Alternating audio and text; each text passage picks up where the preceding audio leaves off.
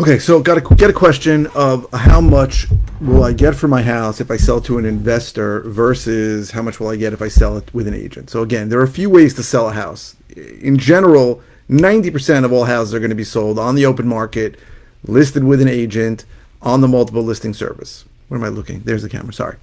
And then the other option is selling it to an investor at a discount. You're giving away some money to sell to an investor. The third way is really for sale by owner FSBO.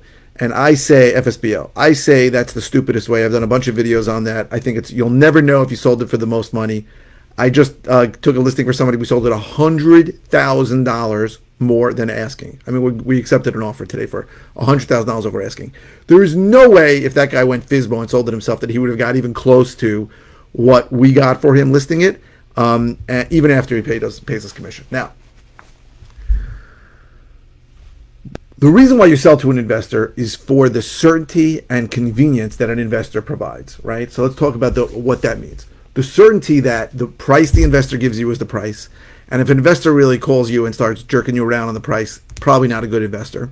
Now, I'm not going to say I've never done that, but I can probably count on one hand the amount of times I've had to call somebody and say, listen, there's a new problem that I didn't know about, and I can't honor the offer. And I bought 1,000 houses. I don't know how many houses I bought. So very rare. The certainty of knowing that the price is the price. I'm not sending out an inspector. I never do an inspection. I'm not sending out an appraiser who's going to come and tell you to put railings on it, or put in smoke detectors.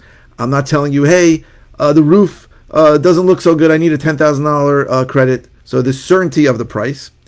Also the certainty of knowing that I have no contingencies in my contract. None, right? On a standard contract, you have a mortgage contingency, which, coming from somebody who's in the mortgage business for 17 years, I can tell you a standard mortgage contingency is a get out of contract free card. On it, probably dozens, if not 100 times in my career, somebody called me and said, hey, I changed my mind. I want you to give me a denial for a mortgage. It's very easy to deny a mortgage. Very easy, right? Documents expire all the time.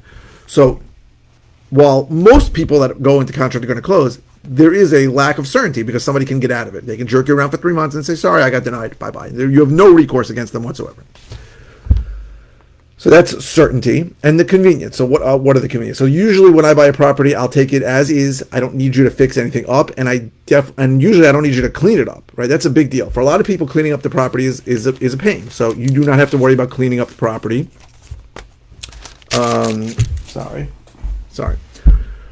And the convenience of not having to show it 100 times, not having thousands of people coming through your house, not having people jerk you around, talking crap about things that you don't need to have them talk crap about. And that is the convenience. You don't have to clean it. You don't have to fix it. You don't have to deal with the issues that you're selling it for at a discount. Now, there is a price for that. You are going to get less money. So the question is, how much less? And unfortunately, there is no way to tell you because it really depends on a case-by-case basis. So I can tell you today I made an offer for a guy, and he was very happy with the offer. In fact, I think it was more than he even expected. Now, the situation there is that I'm probably going to do major renovations to that. I'm probably going to chop off the second floor and build a much bigger second floor, and that increases a lot of value to me. Right? I'm probably have to put in $150,000 to $175,000 worth of work to it. But at that point, I can make decent money. I can make a decent profit. He wasn't even thinking that. He thought of it as is. It's a smaller house, and that was how it's going to work. So it also depends on the condition. So I've had people tell me my house is a disaster. I go, this is not that bad.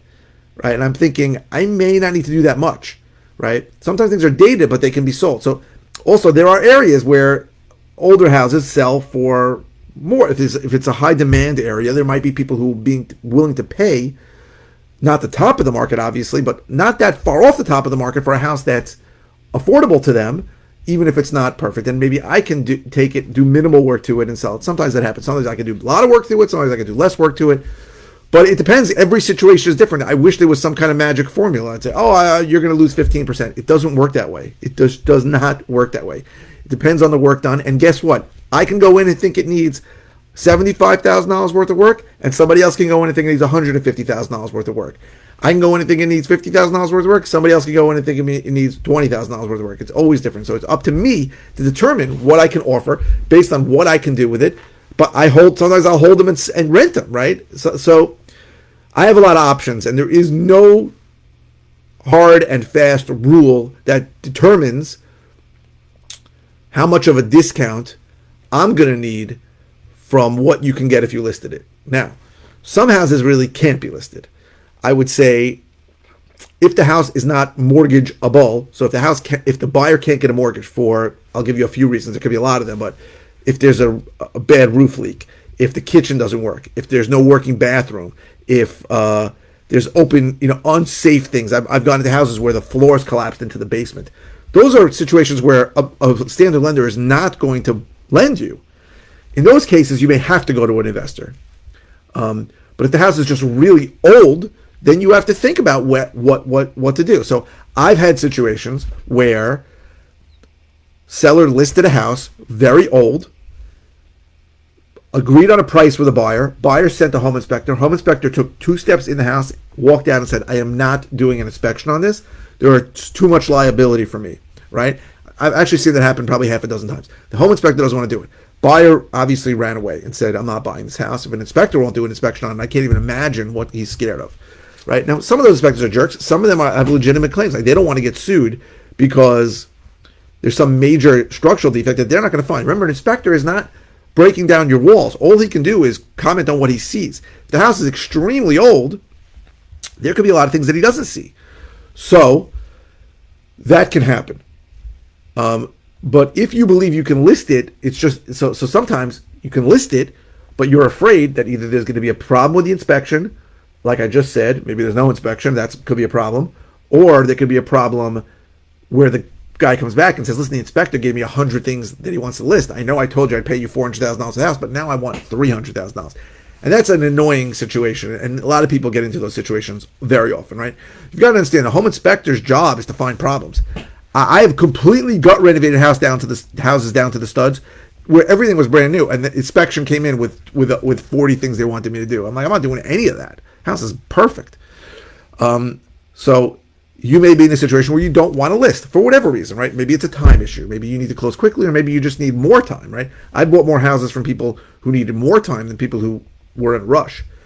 Maybe there's municipal issues. Maybe there's unpermitted additions. Maybe there's open permits. Maybe there's open violations. You don't want to deal with that. That's something that I'll deal with. And also the general condition things we've talked about. Those are the basic reasons. Sometimes people have just had bad experiences with realtors, or bad experience with a buyer where they got jerked around for 3 or 4 months and then they are out and they want to know it's a cash buyer who's got no contingencies. Whatever the reason, there is no rule as to how much of a discount you're going to take, but there will be a discount. So very often when I go see a seller, I am telling them, listen, I'll give you a price, but if I'm honest with you, you really should list it. Now, I take listings too, so I'm trying to get the listing. And in general, I'm going to make a lot less money on a listing than I will if I buy a property, fix it up, and sell it. But I'll give them, what I think is in their best interests. And it's many times they're happy about that, right? Because they can compare. Sometimes it's not a lot of money, right? Sometimes it's a small amount. Sometimes it's a large amount. But either way, I like to give people choices so they can make an informed decision. But I wish there was some guideline, and there isn't. There just isn't, because because your property I may be able to do something to that property that other people don't do, right? I may be able to, as I said, do a major renovation to it where I'm going to unlock some real value, or a minor renovation to it where I think I can squeeze a small profit out from it. But there's no way to know what the difference is going to be between that and what you can list it at and get it on the open market. In general, if your house is mortgageable, you're going to do better on the open market, right? But the gap between what I'm going to offer you and what you're going to be able to get on the open market really varies by condition, location, in the specific situation. So sometimes I've had situations where I bought properties and I've subdivided the land, and I've been able to offer more for the property because I could subdivide the land. I've done that a bunch of times, right? But that's expensive and takes a long time for me to get the variance to subdivide. Not easy, right? I just tried it in Babylon, it did not work. I've done it in Floral Park, South Floral Park, Elmont. I've done it in a bunch of places. So unfortunately, there is no answer to this question because it really depends on the situation. But you should understand that nobody's getting ripped off here. I'm not I'm not stealing from widows and orphans. I'm very open and honest about what I do. I'm here to buy a property and provide certainty and convenience to you, and there is a price for that. You are going to get less money for it. For some people, it makes sense, and for some people, it doesn't, and that's fine. But I think that I'm unique in the fact that I can do both. That I can list property and I can also buy properties, fix them up, and sell them. I hope this was helpful. Thank you very, very much for watching.